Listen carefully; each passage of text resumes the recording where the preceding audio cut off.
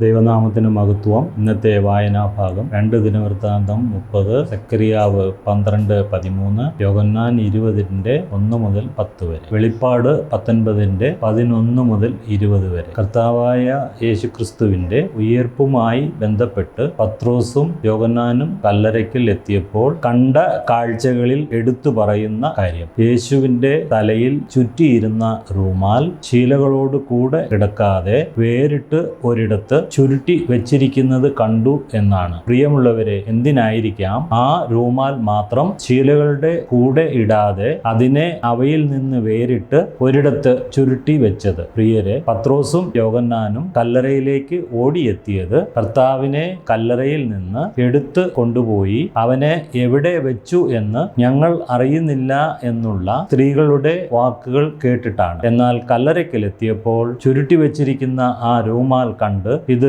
വേറെ ആരും ചുരുട്ടിയതല്ല, യേശു തന്നെ ചുരുട്ടി വെച്ചതാണ്. അവൻ ഇങ്ങനെ ചുരുട്ടി വെക്കുന്നത് ഞങ്ങൾ പല ആവർത്തി കണ്ടിട്ടുണ്ട് എന്ന് പറയേണ്ടതിന് ആകണം. 3.5 വർഷം യേശുവിനോട് കൂടെ ജീവിച്ചപ്പോൾ അവന്റെ ശീലങ്ങൾ മനസ്സിലാക്കുവാൻ സാധ്യതയുണ്ട്. പ്രിയമുള്ളവരെ, ഇത് നമുക്കായി എഴുതിയിരിക്കുന്നത് നാം യേശുവിന്റെ മാതൃക പിന്തുടരുവാനാണ്. സർവ ശക്തിയിലും സർവ അധികാരത്തിലും മരണത്തിൽ നിന്ന് ഉയർത്തെഴുന്നേറ്റപ്പോഴും തന്റെ തലയും മുഖവും മൂടിയിരുന്ന റൂമാൽ ഒരിടത്ത് മടക്കി വയ്ക്കുവാൻ യേശു തയ്യാറായി. ഒരു അച്ചടക്കമുള്ള ജീവിതം യേശുവിനുണ്ടായിരുന്നു. ഒരു അച്ചടക്കമുള്ള ജീവിതം നമുക്കും ഉണ്ടാകണമെന്ന് ദൈവം ആഗ്രഹിക്കുന്നു. അച്ചടക്കത്തോടെ ജീവിക്കാം. ദൈവം ഏവരെയും സഹായിക്കട്ടെ. നമുക്ക് പ്രാർത്ഥിക്കാം. കരുണയുള്ള ദൈവമേ, കർത്താവിനെ പോലെ അച്ചടക്കമുള്ളവരായി ജീവിക്കുവാൻ അവിടുന്ന് എല്ലാ കൃപയും നൽകി സഹായിക്കണമേ. ക്രിസ്തു യേശുവിൻ നാമത്തിൽ തന്നെ ആമേൻ.